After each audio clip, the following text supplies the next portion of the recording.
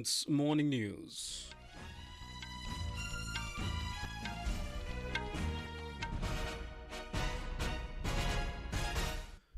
Good morning. I am Nishit Kumar. The headlines. India announces financial support of 10,000 crore rupees to Bhutan over the next 5 years. Both countries agree to cooperate on issues relating to national interests. CBSE disaffiliates 20 schools for engaging in malpractices. In Russia, over 60 people killed and more than 100 injured after gunmen opened fire at concert hall near Moscow. ISIS claims responsibility for the attack. India condemns terror attack. In badminton, Kidambi Srikanth storms into the men's singles semi-final of the Swiss Open at Basel. And in IPL Cricket, Chennai Super Kings beat Royal Challengers Bangalore by 6 wickets in the opening match of the tournament in Chennai. And now the news in detail. India will provide financial support of 10,000 crore rupees to Bhutan over the next 5 years. Prime Minister Narendra Modi made the announcement in Thimphu yesterday on the first day of his 2-day state visit to Bhutan. Mr. Modi assured Bhutan's top leadership that India will stand by the Himalayan kingdom in its quest for development, and their unique bilateral ties would create avenues for greater cooperation in connectivity, infrastructure, trade and energy sectors. Bharat ने 2047 तक विकसित देश बनने का लक्ष्य तय किया है। वहीं भूटान ने 2034 तक हाई इनकम देश बनने का लक्ष्य रखा है। आपके इस लक्ष्य को पूर्ण करने के लिए बीबी यानी ब्रांड भूटान और भूटान बिलीव दोनों को सफल बनाने के लिए भारत हर कदम पर आपके साथ खड़ा है। The two countries exchanged several MOUs and signed agreements in the field of energy, trade, digital connectivity, space and agriculture, and finalized the MOU on establishment of rail links between the two nations. Informing about Prime Minister's economic aid to Bhutan, Foreign Secretary Vinay Mohan Kwatra said the assistance also includes India's support to Bhutan's economic stimulus package. India-Bhutan relationship from this ongoing state visit of Prime Minister was the announcement by the Prime Minister that the Government of India will be supporting the 13th five-year plan of Bhutan to the tune of rupees 10,000 crores. This assistance also includes India's support for Bhutan's economic stimulus package. Yesterday, Prime Minister Modi was conferred with Bhutan's highest civilian decoration, the Order of the Druk Gyalpo, by King of Bhutan Jigme Khesar Namgyel Wangchuk in a ceremony in Thimphu.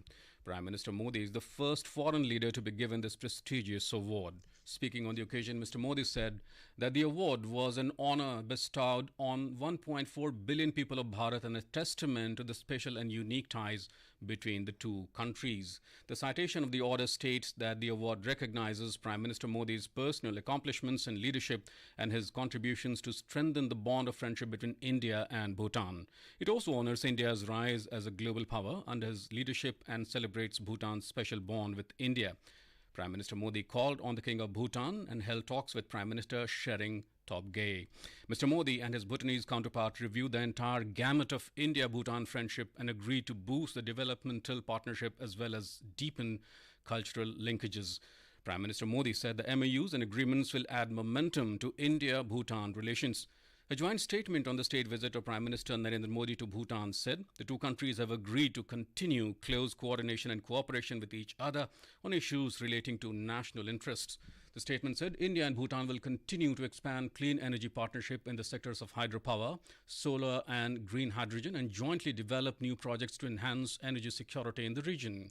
It welcomed the joint vision statement on India-Bhutan energy partnership. Both nations agreed to pursue a transformative partnership including promoting connectivity through rail links, roads, air, waterways, trade infrastructure for seamless cross-border movement of goods and services, economic as well as digital connectivity. Prime Minister Modi inaugurated the Gyaltsuen Jetson Pema Mother and Child Hospital in Thimphu a short while ago. The state-of-the-art hospital has been built with the assistance of the Government of India. Bhutan Prime Minister Tshering Tobgay was also present on the occasion. Delhi Chief Minister and Aam Aadmi Party leader Arvind Kejriwal was sent to Enforcement Directorate's custody till the 28th of March by the Rouse Avenue Court in Delhi yesterday in connection with the excise policy case. The Enforcement Directorate ED said that the AAP leader was directly involved in framing the now withdrawn liquor policy. The Delhi Chief Minister was produced before the court following his arrest by the ED on Thursday night. The arrest came hours after the Delhi High Court denied any interim protection from arrest to the AAP chief in connection with the summons issued to him by the agency in the liquor policy linked money laundering case. Earlier in the day, Mr. Kejriwal withdrew his plea from the Supreme Court against the arrest by the ED in the case. It came hours after the apex court denied any relief to Bharat Rashtra Samiti BRS leader K. Kavitha. She was arrested in the same case last week. Meanwhile, the BJP has said that the mastermind of liquor scam in the national capital is finally in the custody of the law after Delhi Chief Minister Arvind Kejriwal was sent to Enforcement Directorate custody. Briefing media in New Delhi, senior party leader and Union Minister Smriti Irani hit out at Mr. Kejriwal, accusing him of misusing administrative machinery for corruption. She said the country has seen how a person who sits on a constitutional post and cites honesty defines corruption. On the other hand, AAP leader and Delhi Minister Atishi said Mr. Kejriwal will remain as the Chief Minister. She said no constitutional provisions requires him to resign. She added that the entire Delhi cabinet is intact and each department is functioning efficiently. Following the arrest of the Delhi Chief Minister, the opposition has sought Election Commission's interference. An all-party opposition delegation which met with the poll body yesterday said that they had presented evidences of agencies' alleged misuse against the opposition. The Election Commission has appointed new district magistrates for 4 districts of West Bengal. The poll body had ordered the transfer of district magistrates of Purba Medinipur, Jhargram, Purba Bardhaman and Birbhum districts ahead of the Lok Sabha elections. The Central Election Committee of the Bharatiya Janata Party is scheduled to meet at the party headquarters in New Delhi today to give its nod to candidates for the Lok Sabha polls. Prime Minister Narendra Modi, BJP National President JP Nadda, Home Minister Amit Shah will attend the meeting along with members of the committee and office bearers from states.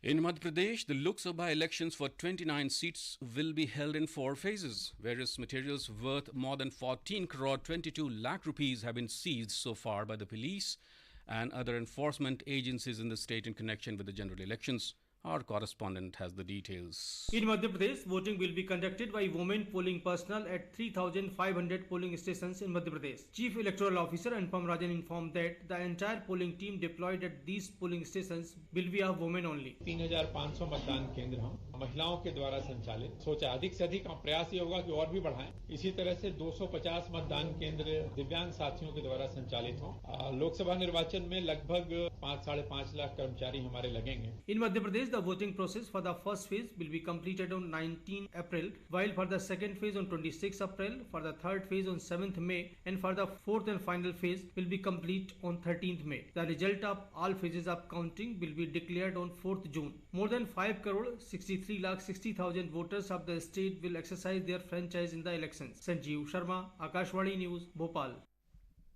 This is Akashwani giving you the news. For quick news updates around the clock, follow us on our Twitter handle at AIR News Alerts. Lok Nirnay 2024 special program on general elections. Every evening at 7 and repeat broadcast at 9:30 p.m. on Akashvani Gold. Updates of election activities. Insights from regions and constituencies. Experts' opinion and analysis. In the world's largest festival of democracy, stay tuned for Lok Prasarak ke saath Lok Nirnay 2024.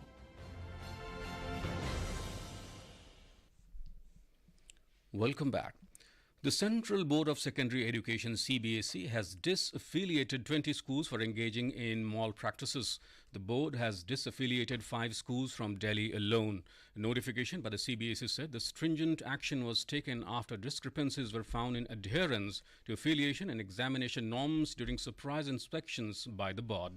CBSE also said that these schools were committing various malpractices of presenting dummy students, ineligible candidates, and were not maintaining records properly. In Russia, over 60 people were killed and more than 145 injured when gunmen opened fire inside a popular concert hall near capital Moscow last night. Russian state media TASS reported that three armed men opened fire inside the Crocus City Hall concert venue on the outskirts of Moscow.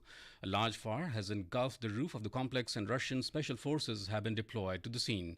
A SWAT team was called to the area and more than 70 ambulance teams and doctors were assisting victims. The United States said it is working to find out more about the situation and Ukraine has denied any involvement in the attack. Islamic State group ISIS has claimed responsibility for the attack. However, the group did not provide evidence to support the claim. Prime Minister Narendra Modi has strongly condemned the heinous terrorist attack in Moscow. In a social media post, Mr. Modi said, "Our thoughts and prayers are with the families of the victims." Mr. Modi said, "India stands in solidarity with the government and the people of the Russian Federation in this hour of grief." The nation is paying tributes to freedom fighters Bhagat Singh, Rajguru and Sukhdev on their martyrdom day today. On this day in 1931, the revolutionary leaders were hanged to death by the British rulers in Lahore for their activities against the empire. They were hanged a day before the scheduled date of execution.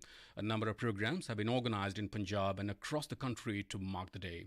We have a report. Fairs will be organized every year on the pyres of martyrs. This will be their last race. On these lines, special martyrdom functions are being organized at Bhagat Singh's native village, Khatkar Kala in Shaheed Bhagat Singh Nagar district and National Martyrdom Memorial at Husainiwala in Firozpur district of Punjab. Salutes to these brave freedom fighters who became immortal for the country. Sheshu Sharma Chantal, Akashvani News, Jalandhar.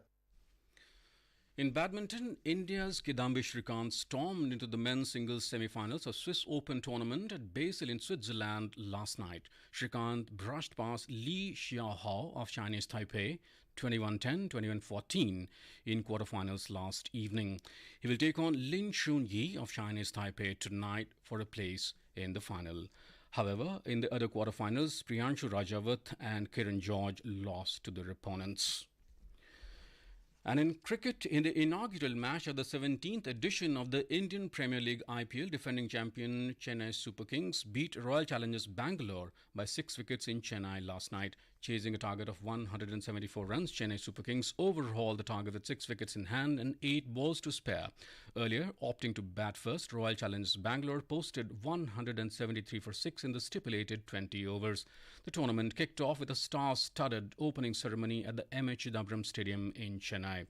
Today, Punjab Kings will take on Delhi Capitals in Mohali at 3:30 p.m., while Kolkata Knight Riders will face Sunrisers Hyderabad in Kolkata at 7:30 p.m. And now, for a look at today's newspapers, it's over to Saira Mujtaba. Thank you, Nishit. Prime Minister Narendra Modi decorated with Bhutan's highest civilian award. Order of the Druk Gyalpo is the cover page story in The Pioneer. Enforcement Directorate gets 6-day custody of Kejriwal, says he is the kingpin, is the top story carried by all leading dailies. BJP, BJD to go solo in Orissa as talks to forge alliance fail, says The Hindu. High Court of Allahabad nixes UP Madarsa Act, says violates secularism, according to the Times of India. Gunmen attack concert venue near Moscow. Casualties feared, say all the leading dailies. Rupee slips to all-time low of 83.43 against the US dollar is the front page story in the Economic Times. Maldives turns to India for debt relief is the cover page story in the Tribune. And finally, 37-year-old Simon Harris is set to become Ireland's youngest Prime Minister, says the Asian Age. And with that, it's back to you, Nishit. Thank you, Saira. And now, before we end the bulletin, the headlines once again. India announces financial support of 10,000 crore rupees to Bhutan over the next 5 years. Both countries agree to cooperate on issues relating to national interests. CBSE disaffiliates 20 schools for engaging in malpractices. In Russia, over 60 people killed and more than 100 injured after gunmen opened fire at concert hall near Moscow. ISIS claims responsibility for the attack. India condemns the terror attack. In badminton, Kidambi Srikanth storms into the men's singles semi-final of the Swiss Open at Basel. And in IPL Cricket, Chennai Super Kings beat Royal Challengers Bangalore by 6 wickets in the opening match of the tournament in Chennai. And with that, we end the morning news. Have a nice day.